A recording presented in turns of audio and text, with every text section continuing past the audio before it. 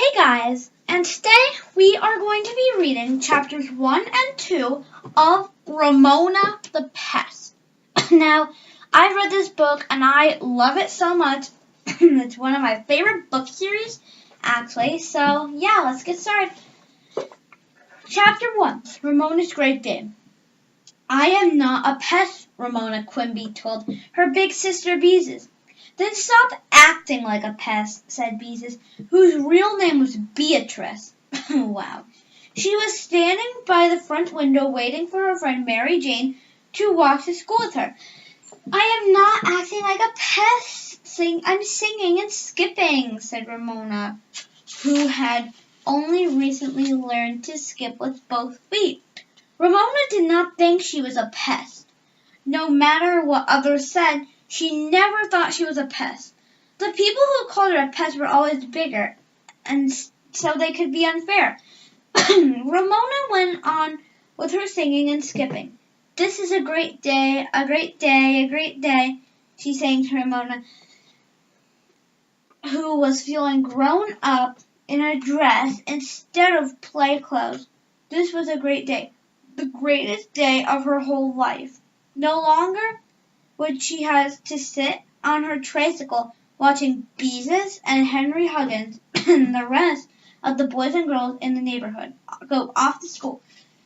Today she was going to learn to read, write, do all the things that could help her catch up with Beezus. Come on, Mama, uttered Ramona, pushing her, singing and skipping. We don't want to be late for school. Don't pester, Ramona, said Mrs. Quimby. I'll get you there in plenty of time. I'm not pestering, protested Ramona, who never meant to pester. She was not a slowpoke grown-up. She was a girl who could not wait. Life was so interesting. She had to find out what happened next. Then Mary Jane arrived. Mrs. Quimby, would it be all right if Beezus and I take Ramona to kindergarten? She asked. No, said Ramona instantly. Mary Jane was one of those girls who always wanted to pretend she was a mother and always wanted Ramona to be the baby. Nobody was going to catch Ramona being a baby on her first day of school. Why not? Mrs. Quimby asked Ramona. You could walk to school with Beezus and Mary Jane like a big girl. No, I couldn't, Ramona.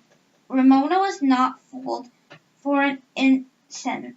Mary Jane would talk in that silly voice she used when she was being a mother and take her by the hand and help her across the street, and everyone would think she really was a baby.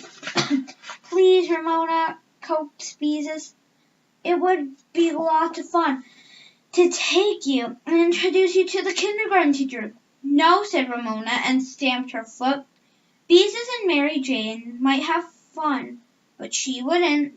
Nobody but a genius grown-up was going to take her to school.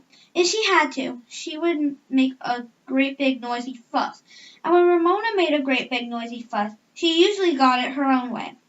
Great big noisy fusses were often necessary when a girl was the youngest member of the family and the youngest person on her block. All right, Ramona, said Mrs. Quimby. Don't make a great big noisy fuss. That's a lot to say. If that's the way you feel about it, you don't have to walk with the girls. I'll take you. Hurry, Mama, said Ramona happily as she watched Beezus and Mary Jane go out the door. But when Ramona finally got her mother out of the house, she was disappointed to see one of her mother's friends, Mrs. Kemp, approaching with her little son Howie and her daughter Willa Jean. Oh.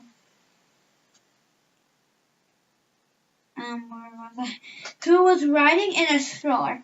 Hurry, Mama, urged Ramona, not waiting for the Kemps, because their mothers were friends and she and Howie were expected to get along with one another. Hi there, Mrs. Kemp called out. So, of course, Ramona's mother had to wait. Howie stared at Ramona.